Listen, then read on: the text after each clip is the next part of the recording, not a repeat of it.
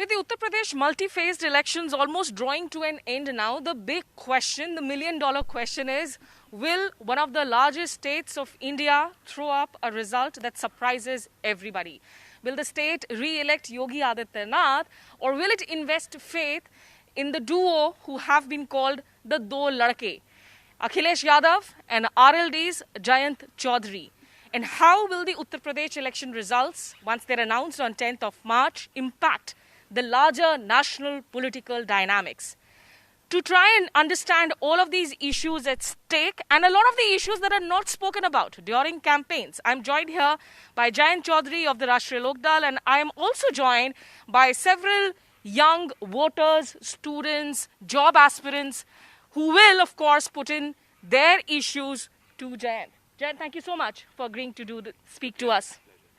Let's start People's Areta by asking you, first of all, what is your sense now that we are closer to election day?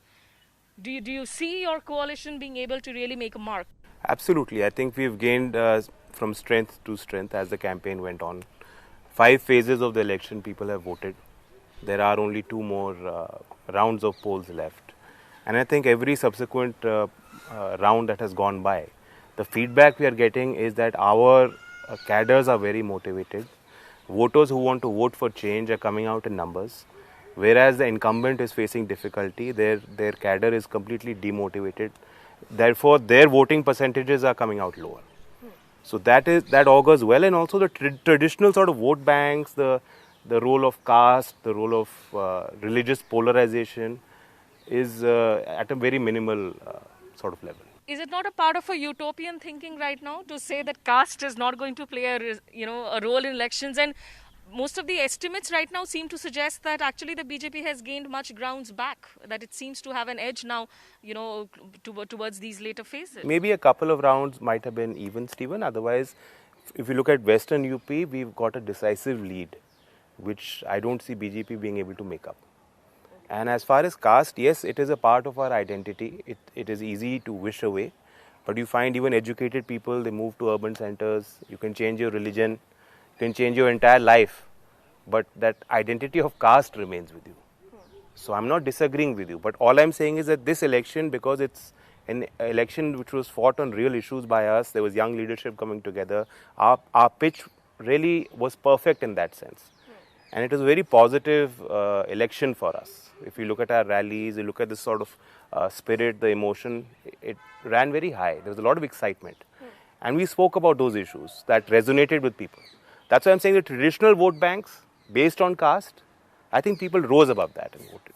Because there's a video clip of Priyanka Gandhi Vadra that's gone viral, जिसमें प्रियंका गांधी कह रही हैं लोगों को कि आपकी गलती है, आप उन लोगों को वोट दे देते हैं, सपा हो, बसपा हो, भाजपा हो, क्योंकि वो जातीय समीकरण की बात करते हैं और आप उनसे पूछते नहीं कि सरकार में क्या किया था. अब आप आज की तारीख में अगर आप सपा की बात करते हैं, आरएलडी की बात करते हैं, it is impossible to think that you are not thinking about Jatavs, you are not thinking about Jats, you are not thinking about Muslims. I mean, these equations are at the very heart of it. Let's face it, when you are sworn in a constitutional post, you take an oath by the constitution and you're a public representative, no government can actually sort of completely work for favor of one caste or community. So सबका साथ सबका विकास is actually a constitutional value. This is just a ढोंग. लोग ढोंग करते हैं कि मैं आपकी जाति से हूँ इसलिए मुझे वोट दे दें. वो तो वोट हासिल करने के तरीके और पैतरे होते हैं. जब वही आदमी विधायक बन जाएगा तो ऐसा संभव ही नहीं है उसके लिए कि वे दूसरे जाति के लोगों के साथ पक्षपात कर पाए. मुझे ये विश्वास है. और इस तरह के लोगों को जनता पसंद नहीं करती, मौका नहीं देती है. अल्टीमेटली जनता ही तय करती है. बाकी मैं यही कह रहा हूँ कि जब पार्टियां बैठती हैं, जब आरएलडी ने अपना मैनिफेस्टो तय किया, आप हमारे 22 संकल्प का विजन डॉक्यूमेंट आप देखेंगे, उसमें कहीं भी जाति का जिक्र नहीं है. उसमें अगड़े पिछड़े की कोई बात नहीं है. उसमें मेजॉरिटी और माइनॉरिटी की भी कोई बात नहीं है. यहाँ पे बहुत सारे यंग वोटर्स हैं हमारे साथ जो असल में उत्तर प्रदेश के अलग अलग हिस्सों से आए हैं. इनके सवालों को भी हम इंक्लूड करेंगे and you can all raise your hands. But I want to ask one question to all of you. Show me with a raise, with your hands raised. आप में से कितने ऐसे लोग हैं जो घोषणा पत्रों को डिटेल्स में पढ़ते हैं इलेक्शंस के पहले? जो पढ़ते हैं वो हाथ खड़े करें. आप लोगों ने पढ़ाई की है बाकायदा. तो आप और कैंडिडेट्स की जो है काम के आधार पर आप में से कितने लोग सही मायनों में वोट देंगे? ऑनेस्टली जवाब दीजिए. Okay. That looks interesting. Before I go over to them, Jayant, one question for you. This was in a way, your first election that you were fighting without your father there. You were leading that political battle from the front. What has been the biggest challenge for you? Everything is a challenge. Organizing yourself, taking a decision. You have to abide by your mistakes. When there's an elder in the family or in the organization, there are seniors, you can consult them. You can make your mistakes. Now, I don't have that luxury.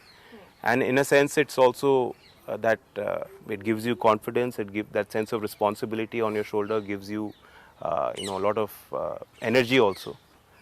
So I'm completely motivated. I'm hopeful that जो पहला चुनाव है उसमें लोग ज़्यादा मौका देंगे पहली बार. Okay, let me get in some audience questions here. बताएं आप में से किनके पास सवाल होंगे. आप अपना नाम बताएं, कहाँ से हैं आप और करते क्या बताएं. Ma'am Gaurav Yadav. I am engineering aspirants and teaching also, and I am here to ask a question to Jain sir.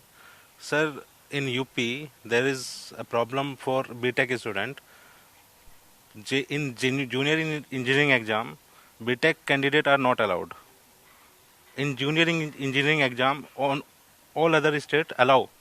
Means in India all other state allow BTech student, but in UP there is no BTech allow in JEE.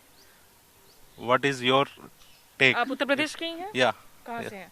Baghpat. अच्छा, बागपत से हैं, आप ही के area से हैं. ये engineering का जो मसला है, इस पे अगर आप थोड़ा सा ये भी ऐड कर सके जयंत, क्योंकि ये इतना भयंकर मसला हो चुका है. अभी लगातार युवा बार बार अटेंशन खींचने की कोशिश कर रहे हैं. इसको लेकर आगे प्लान्स क्या है? अगर आपकी सरकार बनती है, अलग क्या कर पाएंगे? ये सबसे बड़ा चैलेंज है पॉलिसी मेकर्स के लिए, गवर्नमेंट्स के लिए. और अगर इस एंग्स्ट को या जो नाराज़गी है या जो लोगों की इच्छाएं हैं, उम्मीदें हैं, उस पर हम लोग काम नहीं करेंगे तो सामाजिक क्रांति दूर नहीं है.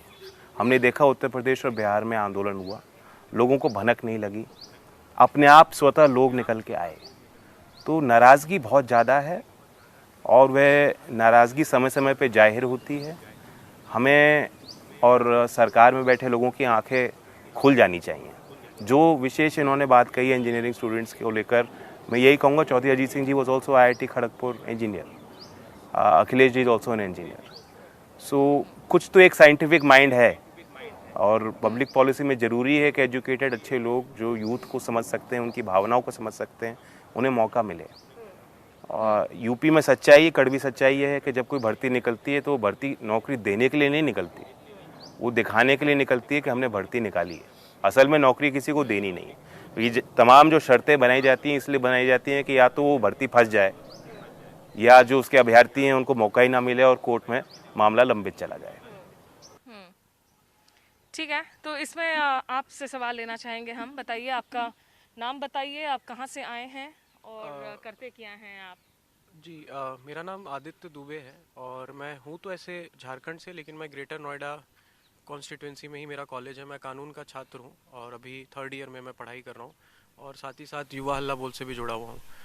मेरा सवाल जयंत सर से ये है कि अगर हम उत्तर प्रदेश या किसी भी राज्य की बात करते हैं तो आज पूरे भारत में बेरोजगारी एक बहुत बड़ा, एक ज्वलंत मुद्दा के रूप में जो है पूरे देश भर में हम इस इशू को देख रहे हैं. और जब हम जॉब्स की बात करते हैं तो हमें सरकारों से यही सुनना पड़ता है कि जॉब्स तो हर जगह है, प्राइवेट सेक्टर में तो जॉब्स है ही ना. या फिर अगर कोई आदमी, अगर उसको गवर्नमेंट जॉब नहीं भी मिल रहा है तो वो पर्सनल कैपेसिटी में स्वरोजगार तो कर ही सकता है. लेकिन जो डेटा आता है, जो भी हम ऑफिशियल NSSO का डेटा देखें या कोई भी इंडिपेंडेंट ऑर्गेनाइजेशन का डेटा देखते हैं, तो उसमें ये समझ में आता है कि जो ऑलरेडी सैंक्शनड गवर्नमेंट पोस्ट हैं, चाहे वो स्टेट सर्विसेज में हो चाहे वो नेशनल लेवल के जितने भी सर्विसेज में हो, वो खाली पड़े हुए. तो जब सर आपकी सरकार बनेगी, जब आपकी और अखिलेश यादव जी की सरकार बनेगी, तो क्या वो जो ऑलरेडी सैंक्शनड पोस्ट हैं जो वेकेंट हैं उत्तर प्रदेश में, क्या वो जल्द से जल्द पूरा हो जाएगा और अगर होगा तो कितने दिन बाद हो जाएगा? बहुत अच्छा सवाल है और हम दोनों पार्टीज़ के मैनिफेस्टो में इसको प्रमुखता से हमने कहा है. ये एक प्रमुख वादा है. सरकार की जो एफिशिएंसी है, जो कार्यकुशलता है, वो इसी पे निर्भर रहती है. हमने देखा है, जब मैं MP था, मथुरा से मैं देखता था, मतलब बड़े हाई लेवल पे भी आप देखेंगे तो वैकेंसीज़ हैं. 10 ब्लॉक है मथुरा में और उस समय 2 या 3 BDO थे. जिन्हें पूरा इलाका कवर करना था। आप बिजली विभाग को देखेंगे, सिंचाई विभाग को देखेंगे, शिक्षा विभाग को देखेंगे, पुलिस को देखेंगे, तो बहुत हज़ारों में वैकेंसीज़ हैं। वो वैकेंसीज़ भरने का कोई प्रयास ही नहीं हुआ, बल्कि 5 साल में ऐसा लगा ही नहीं कि कोई इच्छा शक्ति भी सरकार की है कि इन वैकेंसीज़ को भरा जाए। तो हमारी पहली प्राथमिकता होगी अगली सरकार में नौजवान युवा कम से कम ये महसूस कर सकते हैं कि सरकारी सेक्टर में कुछ चेंज आया है। इस रिक्रूटमेंट प्रोसेस में जो बहुत जटिल है, जो बहुत कठिनाइयों का सामना करना पड़ता है छात्रों को, अभ्यर्थियों को, कम से कम उस सिस्टम में कुछ रिफॉर्म करने की हम कोशिश करेंगे। ओके, आपको यहाँ पे कुछ सवाल पूछना था, बताइए। आपको इंट्रोड्यूस करें, नाम बताएं। मेरा नाम शैलेंद्र है, मैं यूपी गौतम बुद्ध नगर से आया हूँ। ठीक है, मैं जयंत जी से ये पूछना चाहता हूँ कि अभी उन्होंने मुद्दा उठाया है कि जो एग्ज़ाम होते हैं, फॉर एग्ज़ाम्पल अगर लेते हैं यूपी में वोट होते हैं या कोई भी इलेक्शन होता है, उसके डेट फिक्स रहते हैं, रिज़ल्ट फिक्स रहता है, बट एग्ज़ाम के डेट और रिज़ल्ट कोई फिक्स नहीं रहता है। पंचवर्षीय योजना बना के हर एग्ज़ाम को कंडक्ट करवाया जाता है। यूपी में अभी फॉर एग्जांपल एक शिक्षक भर्ती हुई थी 69,000, वो 3 सालों से लंबित रही और उसमें लास्ट में ये आया है कि उसमें आरक्षण घोटाला। तो आपकी सरकार बनती है तो क्या उस भर्ती पे जांच भी करवाएंगे? और क्या आपकी सरकार बनती है तो एक एग्ज़ाम कोड ऑफ कंडक्ट है जिसमें ये निर्धारित हो कि कोई रिक्रूटमेंट के लिए इतना समय निर्धारित है, ये रिजल्ट की डेट निर्धारित हो, उतने समय तक हम रिक्रूटमेंट दे देंगे, बच्चे को ज्वाइनिंग दे देंगे। एक स्ट्रेंज बात भी लगती है कि भाई इस देश में कुछ भी हो जाए, चुनाव तो नहीं रुकते हैं। वो लोगों की मौत हो जाए, पैंडेमिक हो जाए, कोविड हो जाए, elections don't stop for anything, but the examination which is supposed to be conducted to fill up these so-called vacant posts, promised posts, they are hanging in perpetuity. मैं समझ सकता हूँ, बिल्कुल सही है कि जब नेता को नौकरी चाहिए तो उसकी तो तारीख निर्धारित है, उसका टर्म निर्धारित है और उसे पता है वो प्लानिंग कर सकता है। और कोई सिस्टम में पारदर्शिता नहीं है कि अगर छात्र कोई इंजीनियर भी बना है, उसे मालूम नहीं है उसकी क्या क्वालिफिकेशन उसको और करनी है ताकि उसको नौकरी मिल जाए। कब इम्तिहान होगा कि नहीं होगा, पेपर लीक हो जाता है। आप एग्ज़ाम सेंटर पे बहुत रुपए खर्च करके, शुल्क दे के उस प्रक्रिया में आप शामिल होते हैं भर्ती के, और जाते हैं कि एग्ज़ाम सेंटर पे पता लगा कि हज़ारों बच्चे पहुंच गए हैं और पेपर लीक हो गया है। तो बहुत ज़्यादा भ्रष्टाचार भी है सिस्टम में, और सिस्टम में कुछ वेस्टेड लोग हैं जो चाहते ही नहीं कि रिफॉर्म आगे बढ़ पाए। अब सरकार में रह के आप डंडा तो नहीं चला सकते, ठीक है, हमें जांच करनी पड़ेगी और कानून का अपना एक सख्ती से बिना किसी भेदभाव के पालन हो, ताकि जो भी वेस्टेड इंटरेस्ट हैं उनके खिलाफ सरकार एक मिशन के तहत काम करे। लेकिन गोइंग फॉरवर्ड कम से कम जो भर्तियां हों उसमें हम एक सिस्टम लागू कर पाएँ, ये हमारी कोशिश होगी। और अगर हम स्टेट सेक्टर को रिवाइव नहीं करेंगे, सब कुछ प्राइवेटाइज हो रहा है। आप याद कीजिए 10 साल में क्या कोई नया PSU भी बना है देश में? हम सब कुछ तो प्राइवेटाइज कर रहे हैं, हम कह रहे हैं कि हर चीज़ प्राइवेट सेक्टर करेगी और उसमें सरकार की कोई दखल नहीं है। उसमें फिर उपभोक्ता को भी उसका दंड मिलता है क्योंकि अल्टीमेटली प्राइसेस हर चीज़ की बढ़ जाती हैं। लेकिन कम से कम शिक्षा, सोशल सेक्टर में जो प्राइम सेक्टर्स हैं हमारे, वहाँ गवर्नमेंट पीछे नहीं हट सकती। जो PSUs हैं, जो स्टेट के जो उपक्रम हैं उत्तर प्रदेश के, उनकी जो निगम है उनकी बहुत बुरी हालत है, उसको भी रिवाइव करने की जरूरत। You know, एजुकेशन की आपने बात की Jayant, and I would like to ask you here because the Prime Minister in a recent rally, he of course we are seeing what is happening in Ukraine where thousands of Indian students go to pursue medical degrees and they are stuck across different borders. Their evacuation has become a huge challenge. Prime Minister in a rally said कि भैया why are MBBS students going out? You were studying in the US. In the UK. You came back. You know, of course for you because there was a family foundation that you had to carry forward. How do you stop this brain drain from happening in this country, even in the education sector? I think a lot of these students do want to come back. और एक धारणा बन रही है कि विदेशी हैं, विदेश में पढ़ने जा रहे हैं, ये तो बहुत ही अमीर घर के लोग होंगे। सच्चाई है कि मेडिकल एजुकेशन ये देश में इतनी महंगी है, 70 से 90 लाख रुपए खर्च करने पड़ेंगे आपको यहाँ, और उसका 1/5 कॉस्ट है अगर यूक्रेन और रशिया में जो मेडिकल लाइन में जा रहे हैं बच्चे। ठीक है, आके उनको शायद 1 साल का और कुछ ब्रिज कोर्स करना पड़ता है, सर्टिफिकेशन करना पड़ता है, but then they can start practising. और हेल्थ सेक्टर में इतनी बड़ी शॉर्टेज है, लाखों लोग अप्लाई करते हैं और कुछ चंद हज़ारों में जो है पोस्ट निकलती हैं। तो क्या सरकार को पिछले 7 साल से मोदी जी को पता नहीं था कि व्यवस्था में दिक्कतें हैं? लाखों अभ्यर्थी आ रहे हैं, लोग नौकरी चाहते हैं, उनके लिए क्या सिस्टम में सुधार वो लाए हैं? ये मुमकिन है आज की तारीख में? इसमें कोई कि किस टाइमलाइन में हम प्रोग्रेस कर सकते हैं? अगर गवर्नमेंट प्रायोरिटाइज करेगी तो डेफिनेटली हेल्थ, एजुकेशन, ये तो सेक्टर्स हैं जहाँ सरकार की ही जिम्मेदारी बनती है, तो इसमें सरकार पीछे हट नहीं सकती। And what do you have to say about the evacuation efforts? अभी जो है सरकार ने कहा है अब उनके काफी सारे मंत्रियों को भेजा जा रहा है ऑल हैंड्स ऑन डेक के नीति के तहत to go into all these countries that are neighbouring Ukraine, ताकि स्टूडेंट्स को वहां से निकाल सके। काफी मंत्रियों के भी जाने की बात हो रही है अब। पहले तो एडवाइजरी में सरकार ने कह दिया कि आप पहुंचिए सीमा पे। अब 500 किलोमीटर दूर कोई किसी शहर में यूक्रेन के हिस्से में रह रहा है, वो छात्र वॉर जोन से निकल के अपने आप वहाँ पहुँचे, असुरक्षित कितना है वो सरकार को भी जानकारी नहीं है। उसके बाद अब जो है उस जब पता लगा, वीडियोस निकली कि पोलैंड से उनको घुसने नहीं दिया जा रहा है, दुर्व्यवहार हो रहा है, अब जाकर सरकार कह रही है मंत्री को तो पहले भेजना चाहिए था सरकार को। 15 फरवरी को पहली एडवाइजरी आई है सरकार की। उस एडवाइजरी की भाषा आप देखिए, उसमें लिखा है that students may consider leaving Ukraine for a short period. 20 फरवरी को फिर दूसरी एडवाइजरी आई, उसमें उन्होंने लिखा है दैट वी एडवाइज स्टूडेंट्स। तो सरकार की भाषा ऐसी है, सरकार को शायद खुद ही नहीं मालूम था कि होने वाला है। 20 फरवरी को मैंने भी ट्वीट किया था, आई आस्क्ड दैट सिर्फ 2 या 3 एयर इंडिया की फ़्लाइट्स में 20,000 बच्चों को तो आप इवैक्यूएट नहीं कर सकते, तो इवैक्यूएशन का क्या प्रोटोकॉल है, उस सिस्टम को आज से ही आप लागू कर लें। यही हुआ, एक एयर इंडिया की फ़्लाइट गई, सेकेंड वाली जो है पोस्टपोन हो गई because of air security issue. उसके बाद अगर हम 500-600 बच्चों को वापस लाते हैं तो मंत्री जी वहाँ जाके चाह रहे हैं कि बच्चे ताली बजाएं उनके लिए। अभी हज़ारों लोग फंसे पड़े हैं।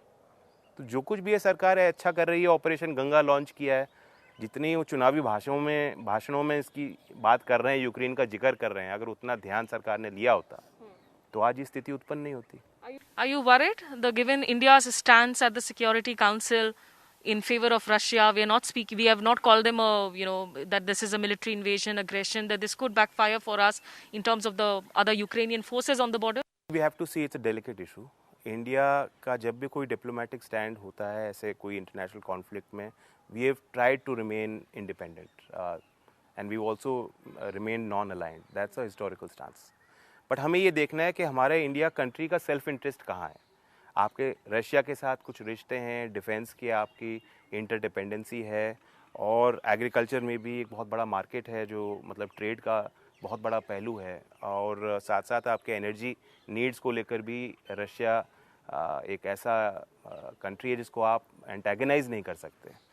बट कहीं ना कहीं 20,000 बच्चे हमारे उस देश में रह रहे हैं, वो भी एक फैक्टर होना चाहिए था। सिंपली ये कह देना कि मोदी जी ने रिक्वेस्ट कर लिए पुतिन से कि किसी भी भारतीय छात्र को हानि ना पहुंचे, अब जो मिसाइल गिर रही है वो देख के गिरेगी क्या? तो ये तैयारी तो हमें करनी थी ना। ये पुतिन की जिम्मेदारी नहीं है, यूक्रेन के सरकार की जिम्मेदारी, राष्ट्रपति की जिम्मेदारी नहीं है कि वो बच्चों को बचाएं, ये हमारी जिम्मेदारी थी। और कहीं ना कहीं जो यूएन में हमने स्टांस लिया है, we have abstained from voting. आज भी जो अभी खबर आई है कि वी हैव एब्सटेन्ड, एक स्पेशल मीटिंग कन्वीन की गई है, पहली बार शायद 20 साल में यूएन में इस तरह की बैठक हो रही है। तो हम यूएई और चाइना बिल्कुल अलग जा रहे हैं, और जो यूक्रेन में भावनाएं कहीं ना कहीं हमारे इस फैसले के खिलाफ हैं। तो जो हमारे 20,000 बच्चे वहाँ पढ़ रहे हैं उनको भी हानि पहुँच रही है, इसमें कोई शक नहीं है। Okay, let me come back again, to some of the questions here on Uttar Pradesh. Tell me, आपका नाम बताएं, कहाँ से हैं आप? मेरा नाम राकेश है, मैं सैदपुर विधानसभा क्षेत्र 374 से हूँ, और मैं यहाँ ड्यू का स्टूडेंट हूँ लॉ। मैं आपसे ये जानना चाहता हूँ कि जब कोई सरकार बनती है तो पिछली सरकार की जितनी वैकेंसियाँ होती हैं, जैसे कि अगर योगी आदित्यनाथ की सरकार बनी थी जब 2017 में, तो जब अखिलेश की सरकार की एक वैकेंसी थी राजस्व लेखपाल और चकबंदी लेखपाल, तो वो दोनों वैकेंसी इस सरकार ने उसे कैंसिल कर दी बाद में, उसका जो कि एग्ज़ाम भी हो चुका था। तो क्या आपको लगता है कि अगर किसी और सरकार की जो वैकेंसीज है वो आप पूरा कर सकते हैं? जैसे कि अभी यूपीएसआई की वैकेंसी थी, सरकार इसको इतना ज़ोर शोर से प्रचारित की थी, 9,306 वैकेंसीज है उसके लिए पोस्ट हुई थी, और उन्हें सरकार ने इतना जल्दी में एग्ज़ाम लिया, लगा कि वो चुनाव से पहले उसको पूरा कर देंगे, लेकिन उन्हें पूरा नहीं कर पाया। तो क्या आपको लगता है कि वो यूपीएसआई की वैकेंसी आप आगे कंटिन्यू करेंगे और उसमें भी बाद में धांधली का भी वो आया था कि उस बहुत सारी जो है धांधली हुई है। बहुत सारे बच्चे हैं जो 160 में 160 मार्क्स 160 क्वेश्चन में 160 क्वेश्चन सही कर चुके मतलब हैं। जो सवाल होता है कि भाई एक सरकार आती है, पिछले सरकार की नीतियों को भी खत्म कर देती है, और नीतियां क्या, यहाँ तो जॉब वैकेंसीज की भी बात हो रही है। ये नहीं कि जो भी सरकार ने अच्छा काम किया, पूर्व की सरकार ने किया, उस अच्छे काम को हम जरूर आगे बढ़ाएंगे। और गाज किसी छात्र पे जो तैयारी कर चुका है, जो सिस्टम में घुस चुका है, उस पर नहीं गिरनी चाहिए। लेकिन अगर कोई भर्ती प्रक्रिया हुई है जिसमें पक्षपात हुआ है, जिसमें व्यापक रूप से भ्रष्टाचार हुआ है, उसका खुलासा होता है, वहीं उस पर भी कार्रवाई आपको करनी पड़ेगी। You are required to do it. तो देखेंगे, जब जिम्मेदारी मिलेगी राज की, तो सारी इन विषयों को गंभीरता से हम विचार करके देखेंगे क्या रास्ता निकल सकता है। Okay. Where are you from? Hi. Good morning. My name is Siddhi Vinayak. I belong to Kanpur. I run an art collective called Village Vigilantes, and I'm a student of rural development. Sir, my question to you is very simple. आपने अभी recently you have concluded your campaign, and traditionally speaking, the अजगर vote bank जिसे कहते हैं, उसके beyond जाने में आपको क्या challenges face आपने करे हैं, is my question. Social groupings के बीच में कोहिजन, टेंशन, ये सारी चीज़ बहुत डायनामिक होती है। कोई भी चीज़ स्थिर नहीं है। गांव में आप वर्क कर रहे हो, आप संस्था चला रहे हो, गांव में जब आप जाके देखते हो कि गांव में कुछ चीज़ें बदली हैं, बहुत कुछ बिल्कुल शायद 100 साल में नहीं बदला। सामाजिक व्यवस्थाओं में अभी भी बहुत परिवर्तन नहीं आया। आपको पता है कि ये जाति का मोहल्ला है, वो लोग वहीं रह रहे हैं तब जब से रह रहे हैं। परंपरागत काम उनके कुछ बदल गए हैं, लेकिन जो गांव में रह रहे हैं अभी भी उसी काम में वो जुड़े हुए हैं। आपस के उनके रिश्ते, भेदभाव, प्यार, तनाव, ये एक फैक्टर है जिसको हम लोग इग्नोर नहीं कर सकते। और राजनीतिक समीकरण जब हम बनाते हैं तो उसका प्रभाव समाज पे पड़ता है। अगर गांव में एक व्यक्ति है, उसे पता है कि जाति की वोट मुझे कभी मिलती नहीं है, तो ऑब्वियसली वो अलग निगाह से उसको देखेगा। ये एक ऐसा चुनाव आया जिसमें अजगर कह लो, मजगर कह लो, कुछ ही कह लो, नाम हम देते हैं, टैग देते हैं, एक्चुअली लोगों ने उससे उठ के वोट दिया है। और इसलिए मुझे उम्मीद है कि जो हम भाईचारा को लेकर हमने विशेष अभियान चलाया, बहुजन उदय अभियान के नाम से हमने एक नया कैंपेन पॉलिटिकली चलाया, अपने ऑर्गेनाइजेशन को मजबूत करने की कोशिश की, वो साथ देखेंगे कि हमें वोट भी मिला है। तो आपस में जो कटुता है या जो भी इस तरह की भावनाएं हैं, वो दूर होंगी। Quick follow-up. I think you wanted to ask him something. Sir, एक चीज़ मैं बिल्कुल अग्री करता हूँ आपकी बात से, but there are two questions that I have. Sir, first is looking at caste as a rural problem only. Whereas in my experience when I worked in Meerut and Saharanpur areas, I have realized in Meerut University in particular, caste is a very real everyday urban issue as well. And where there is, there's no feigning ignorance to the fact that, certain communities are against certain communities.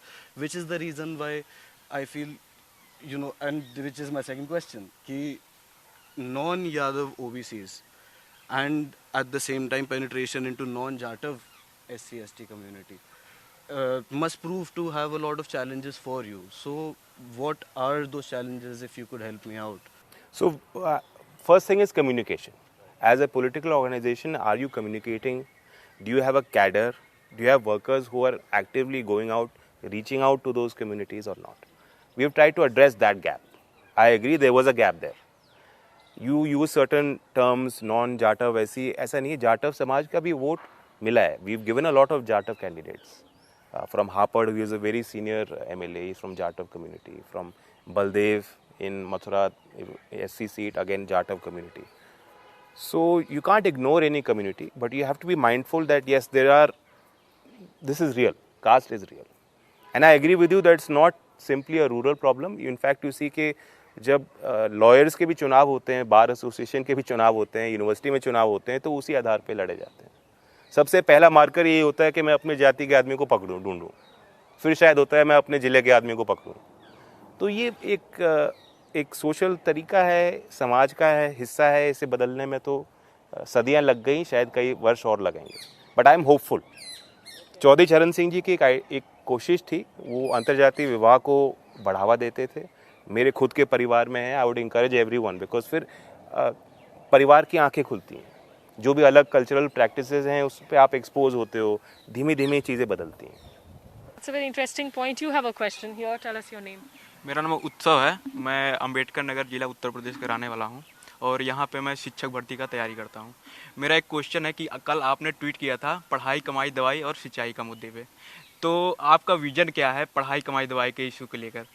क्या आप बता सकते हैं कि अब future में जब आपकी गवर्नमेंट बनती है तो पढ़ाई कमाई दवाई और सिंचाई पे क्या करने वाले हैं? Briefly, आप बिल्कुल briefly बताएं। हमारे पास अभी यूपी में अगर मैं देखूंगा तो नॉलेज बैंक है, इंजीनियर्स बल्क में निकल रहे हैं, और फार्मर्स के लिए भी एक प्रॉब्लम है। फार्मर्स की इनकम गवर्नमेंट कह के आई थी कि डबल करेंगे, बट नहीं कर पा रहे हैं। तो क्या हम इस नॉलेज बैंक को, जितनी भी नॉलेज है हमारे पास, हम फार्मर्स के साथ में इंटीग्रेटेड करके कोई योजना बना सकते हैं? आपके पास कोई विजन है इसके बारे में? पहले दोनों इश्यूज बड़े वाइड हैं। सेकंड क्वेश्चन तो फिर भी स्पेसिफिक है कि नॉलेज बेस्ड इकोनॉमी की तरफ। चलिए कोई एक प्रपोजल बता दीजिए, ये जो तमाम मुद्दे हैं दवाई पढ़ाई, एक major proposal which you do want to. For education for instance, हमारे मैनिफेस्टो में हमने थोड़ा लॉन्गर टर्म विजन रखा कि 2030 तक हम जो गवर्नमेंट स्कूल्स हैं उनको उसमें English medium language of instruction उपलब्ध कराएंगे, उसमें कंप्यूटर लैब की व्यवस्था बनाएंगे। बहुत बड़ा टारगेट है, लेकिन स्थिति ये है कि आज गवर्नमेंट स्कूल्स की इतनी हालत ख़राब है उत्तर प्रदेश में, और गर्ल ड्रॉप आउट रेशियो में यूपी शायद सबसे 72 राज्यों में है। यानी प्राइमरी शिक्षा के बाद बच्चियां वापस लौट नहीं रही स्कूल में। तो वो हमने अपना एक एम्बिशन दिखाया है कि ठीक है 5 साल का लोग टारगेट देते हैं, we have given a longer range target, और सरकार will be committed to devote more resources to the education sector. फिर आप हेल्थ पे आप आ जाएं तो हमने एक नए पोस्ट की भी कल्पना की है जो गांव के लेवल पे हो। आधी प्रॉब्लम तो ये है कि गांव में डायग्नोसिस सही समय पे नहीं हो पाता। अगर आप कभी देखें मेडिकल कैंप होता है, सिंपल थिंग लाइक कैटरैक्ट, हज़ारों की तादाद में लोग टूट पड़ते हैं, और मेडिकल कैंप्स में जो सोशल ऑर्गेनाइजेशन उनको चलाती हैं उनके लिए खतरा बन जाता है क्योंकि डॉक्टर्स इतनी सर्जरी कर नहीं सकते। तो बेसिक सुविधाएं गाँव में उपलब्ध नहीं है। जो भी आपका PHC CHC नेटवर्क है, इट्स नॉट वर्किंग। तो सिमिलरली यहाँ पे भी यही है कि गवर्नमेंट का अपना एक रोल है। अभी तक सरकार का प्रयास रहा कि इंश्योरेंस बेस्ड मॉडल को हमने बढ़ावा दिया है।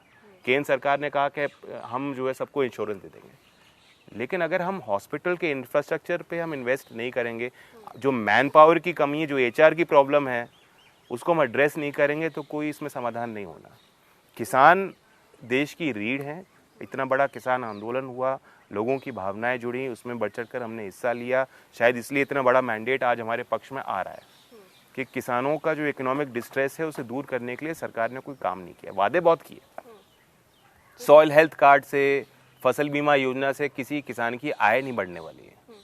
सो उसमें भी बहुत बड़ा एक रोल सरकार का रहेगा। हमने कुछ चीज़ें प्रॉमिस की हैं। एक तो PM सम्मान स्कीम के तहत हम डायरेक्ट उनको एक बेनिफिट दे सकते हैं, ज़्यादा से ज़्यादा मंडी इंफ्रास्ट्रक्चर पे इन्वेस्ट कर सकते हैं, क्योंकि आज केंद्र सरकार मंडी इंफ्रास्ट्रक्चर पे उनका ध्यान नहीं है। उन्होंने ग्रामीण हाट की बात याद करिए, जेटली जी वित्त मंत्री थे, बजट में उन्होंने अनाउंस किया था 22,000 ग्रामीण हाट बनाए जाएंगे, विकसित किए जाएंगे, नहीं हो पाया। But can you really have the much needed agricultural sector reforms? I mean, some of it was, they tried doing it through the farmers' bills with a continued use of subsidies. You do need to provide subsidies. You're competing at a global scale. If you look at Europe, if you look at America, there the governments are providing far more subsidies to their farmers, who are a small percentage of their population. Politically, their lobby may not be that strong. Here we're talking about 75-80% of our population. So you have to look at their needs, and these are not large farmers. Mostly large बहुमत उनमें ऐसे किसानों की है जिनके पास 2 hectare से कम जमीन है। बुंदेलखंड में आप जाके देखेंगे कोई सिंचाई के कोई साधन नहीं है। तो ये रियल चीज़ें हैं। तो किसानों को मुफ्त सिंचाई, किसानों के मार्केटिंग इंफ्रास्ट्रक्चर पे को हम बढ़ावा दें, डायरेक्ट उनको रिलीफ दें, ये बेहद ज़रूरी है। Okay, just the last set of questions. I have some questions that our viewers have sent us on Twitter. Sudhir Panwar wants to ask that please ask him, Panwar, please ask him about his plan to create a front of other farmer-centric parties in Rajasthan, Haryana and Punjab. Hopefully we'll get a good result in UP. There is a big vacuum. I have been going actively to Rajasthan, Haryana not so much. There are a lot of players, political players already well entrenched in Haryana. Whereas in Rajasthan, you see largely there are two parties. Some attempts have been made to create a third front in Rajasthan. Have not. We have one representative in Rajasthan, अभी वो मंत्री भी हैं और हम कोशिश करेंगे कि हम अपना दायरा वहाँ बढ़ाएं, विस्तार करें, संगठन को मजबूत करें और जो दूसरे क्रेडिबल प्लेयर्स हैं जिनमें इश्यूज़ में हमारा मेल है उनको साथ लाएंगे. सवाल ये है कि अलायंस सिर्फ कन्वीनियंट नहीं होनी चाहिए. लेकिन ये जो फार्मर्स की फ्रंट पंजाब में आने की बात हुई उससे लगा कि नुकसान तो मतलब इसलिए पंजाब में लार्जली जो SKM है दे हैव स्टेड अवे. कुछ प्लेयर्स ने ये ऐलान किया हम चुनाव में आएंगे. यूपी में जो किसान संगठन थे उनका कोई पॉलिटिकल डायरेक्ट रोल नहीं रहा. There's another question. We don't have the name of the viewer, I'm afraid. It says, ask him about his vision about Awadh region of Uttar Pradesh. In 2012, RLD was on the second position. In 2014 by-election, you lost only by 7,000 votes. I don't know which seat he is talking about. Awadh is basically आपका लखनऊ और वो इलाका है. अभी हम वहाँ कोई seat इस अलायंस में डायरेक्टली हम अपने सिंबल पर नहीं लड़ रहे, लेकिन हमारे वहाँ लोग हैं जिन्होंने पूरी मेहनत की है गठबंधन के लिए. तो कोई खास रीजन है आपका वहाँ पे, अगर आने वाले दिनों में कंसोलिडेट हो पाती है आपकी पोजीशन वहाँ पर? नहीं, सरकार आएगी तो ऑब्वियसली वहाँ काम होगा. You have to see Awadh also. If you look at the backwardness, जो स्थिति पूर्वांचल की है या जो स्थिति बुंदेलखंड की है, अवध की वो स्थिति नहीं है. There are different problems in that area which need to be addressed. Okay, one last Twitter question and then I'll take any other last question that is there. Upnesh is asking, Jayant ji, party मुखिया पर आपके family का ही head रहेगा तो party expand कैसे करेगी? परिवारवादी होने के इल्जाम भी लगता रहेगा और लोगों को भी मौका दीजिए. आरएलडी परिवार इससे बड़ा होगा. नहीं, शायद ऐसा दिन हम देखेंगे, कोई आके इमर्ज करेगा स्ट्रॉन्ग लीडर तो ऑफ कोर्स. मैं कोई ऐसा नहीं हूँ शतरंज का खिलाड़ी कि सबको पहले ही अलग कर दूंगा. मैं चाहता हूँ कि हमारा ब्रॉड बेस हो. एंड इनफैक्ट सोमपाल शास्त्री जी हैं, बहुत सीनियर लीडर रहे, चौधरी अजीत सिंह जी के खिलाफ MP भी रहे, चुनाव भी लड़े, वो भी हमारे साथ आ गए. तो जो इतने लंबे समय एक पॉलिटिकल रूप से प्रतिद्वंदी थे, आमने सामने थे, वो भी आज लोकदल में और मुझे खास तौर से मेरी मदद कर रहे हैं. तो यही एक साइन है कि पुराने उन चीज़ों को से दूर हट के एक नयापन लाने की कोशिश हमारी रहेगी. और चुनाव के नतीजे अगर मन मुताबिक नहीं आते हैं, आरएलडी और भाजपा के बीच साठगांठ की संभावना है?